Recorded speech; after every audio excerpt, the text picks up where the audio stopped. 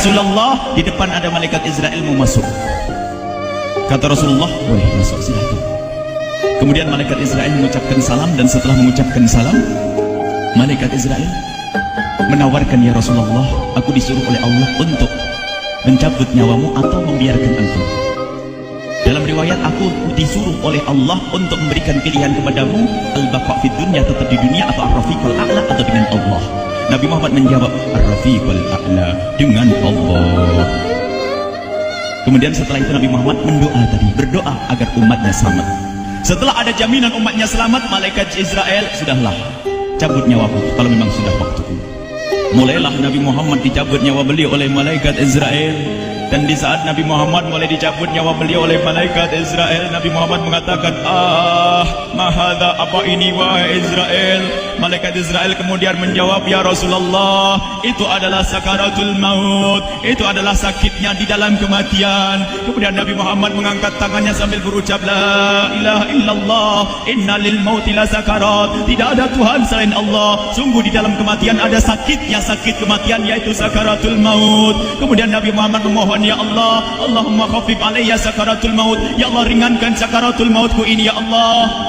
Dijawab oleh malaikat Israel, ya Rasulullah, itu sudah aku ringankan 70 kali. Nabi Muhammad menoleh, apa malaikat Israel? Sudah kau ringankan 70 kali keringanan? Ya Rasulullah, sungguh aku tidak pernah mencabut seorang hamba lebih lembut dari cara mencabut nyawamu. Ini sudah aku ringankan 70 kali. Setelah itu justru Nabi Muhammad menangis, Israel, 70 kali rasanya masih sakit. Iya ya Rasulullah, memang itu sakaratul maut. Lalu bagaimana engkau mencabut umatku, wahai Israel? Allah, yang diingat siapa? Umat. Kalau engkau mencabutku dengan ringan seperti ini masih sakit, bagaimana engkau mencabut umatku, ya Israel? Dijawab oleh malaikat Israel, umatmu manusia biasa, ya aku cabut, ya Rasulullah, begitu saja. Ya sudah, begitu. Nabi Muhammad menangis. Tiba-tiba Nabi Muhammad mengangkat tangan dan memohon kepada Allah, Allah, inna lil mauti la sakarat, la ilaha illallah, inna lil mauti la sakarat, sungguh di dalam kematian ada sakaratul maut. Allahumma khaffif ala ummati sakarat maut, ya Allah, ringankan dari umatku sakaratul maut, wa thaqqil alayya, dan bebankan kepadaku. Sampai tidak sadar doanya Nabi Muhammad seperti itu, thaqqil alayya, itu doa cinta. Seorang ibu yang pernah punya anak itu, lihat kalau doa Rasulullah ini masih dilakukan, bagaimana Rasulullah bisa doa begitu? Itu bahasa cinta yang tidak bisa diterjemahkan dengan oleh akal. Seorang ibu kadang-kadang, ibu yang di belakang, ibu mau dikasih sakit oleh Allah? Mau, Bu? Ibu jauh sekali, ibu mau dikasih sakit? Jawabnya tidak mau. Tapi suatu ketika seorang ibu melihat anaknya sakit, ngomong, sudahlah nak, jangan kamu yang sakit, biar ibu yang sakit. Ada atau tidak? Nah, kenapa ngomong begitu? Itu bahasa cinta itu. Tidak rela kalau anak ini sakit, biar aku saja yang sakit. Itu yang dirasakan Rasulullah. Sakaratul maut begitu sakitnya, membayangkan betapa sakitnya umat Nabi Muhammad di saat dicabut nyawa beliau. Maka Rasulullah mengatakan, ya Allah, ringankan sakaratul maut dari umatku, bebankan kepadaku saja, ya Allah. Wala sawfa yu'tika fatarda. Permintaan Nabi Muhammad tidak ditolak oleh Allah, dikabul dan dikabul, wahai Muhammad. Sallu ala Nabi Muhammad. Dan benar, sakaratul maut kita ditahan oleh Rasulullah, ditanggung oleh Rasulullah, sehingga digambarkan oleh Imam Bukhari di saat Nabi Muhammad dicabut nyawa beliau, Siti Aisyah yang ada di situ. Rasulullah berada di pangkuan Siti Aisyah, yang saat itu Siti Aisyah melihat keringat dingin keluar dari kening Rasulullah. Siti Aisyah tidak pernah melihat keringat keluar seperti itu. Bahkan di saat dipegang kepala Rasulullah, panasnya melebihi dari panasnya orang biasa. Setiap kali ada kain dicelupkan di air, ditempelkan di kening Rasulullah, langsung mengering. Saat itu Nabi Muhammad mengucapkan kalimat la ilaha illallah, innal lil mauti la sakarat. Kemudian Nabi Muhammad berpesan dengan banyak pesan, dan di antara pesan Rasulullah adalah akri minni ala ummati salam, akri minni salam ala ummati wa ala man ittaba'ani wa ala man tabi'ani min ila yaumil qiyamati. Aku titip salam kepada umatku dan orang yang mengikutiku sampai hari kiamat. Sadari salam Rasulullah. Sebelum meninggal masih ingat titip salam. Salam kepada siapa? Bukan salam kepada siapa-siapa, tapi salam kepada kita. Maka mari kita mengucapkan salam kepada Rasulullah, karena Rasulullah sudah salam duluan kepada kita.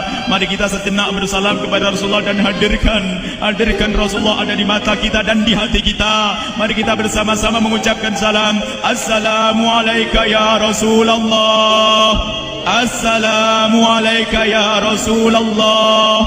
Assalamualaikum ya Habiballah.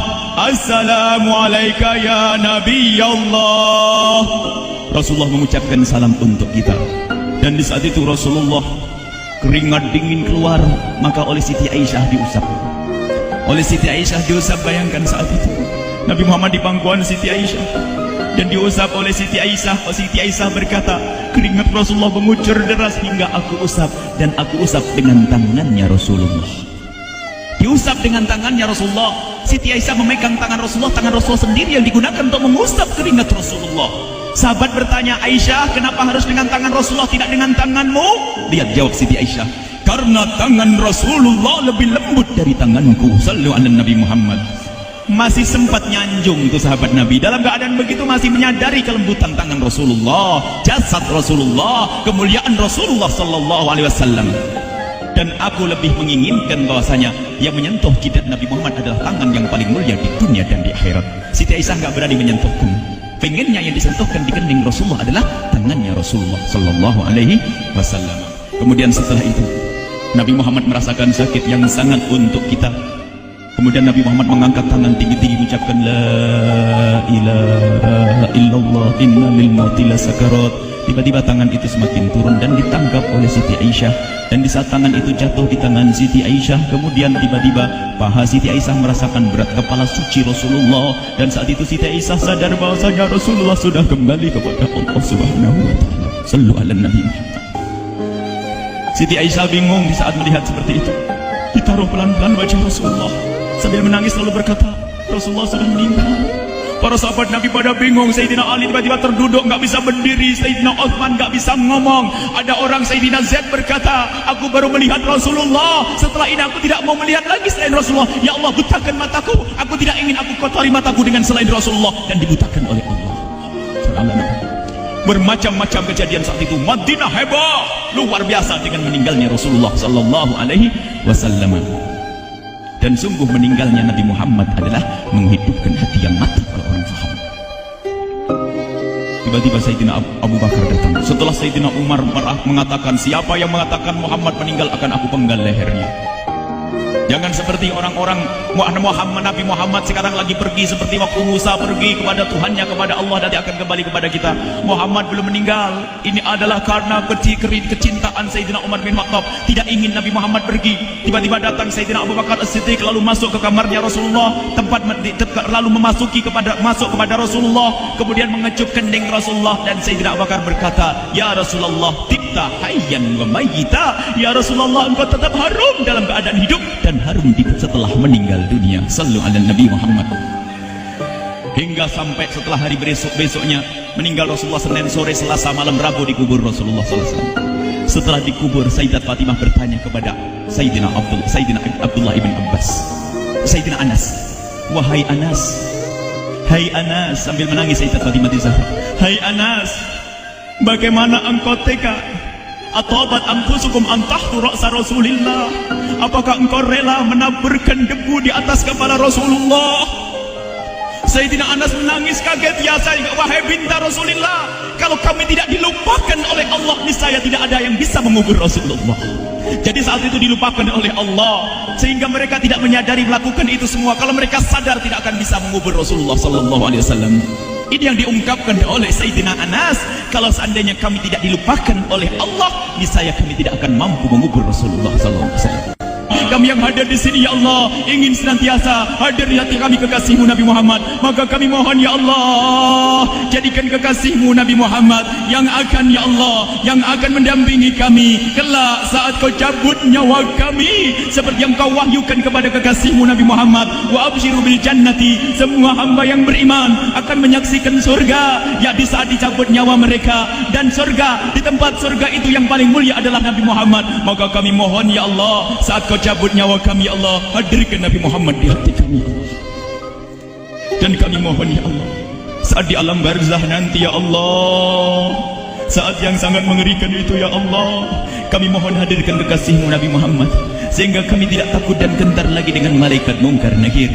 Dan ya Allah kami mohon, di saat di padang mahsyar nanti ya Allah, hadirkan kekasih-Mu Nabi Muhammad. Jadikanlah kekasih-Mu Nabi Muhammad yang akan menemani kami dan akan membonceng kami, membawa kami ke telaga Kausar. Lalu kami diberi air minum dari air telaga Kausar hingga kami tidak akan haus selama-lamanya. Ya Allah, jadikan kekasih-Mu Nabi Muhammad yang akan menemani kami di saat kami menyeberang Siratal Mustaqim hingga kami tidak akan terjerumus ke neraka Jahanam. Dan jadikan kekasih-Mu Nabi Muhammad yang akan kami saksikan setiap saat di surga-Mu ya Allah. Ya Allah, jadikan kekasih-Mu Nabi Muhammad yang senantiasa ya Allah kami lihat kelak di surga.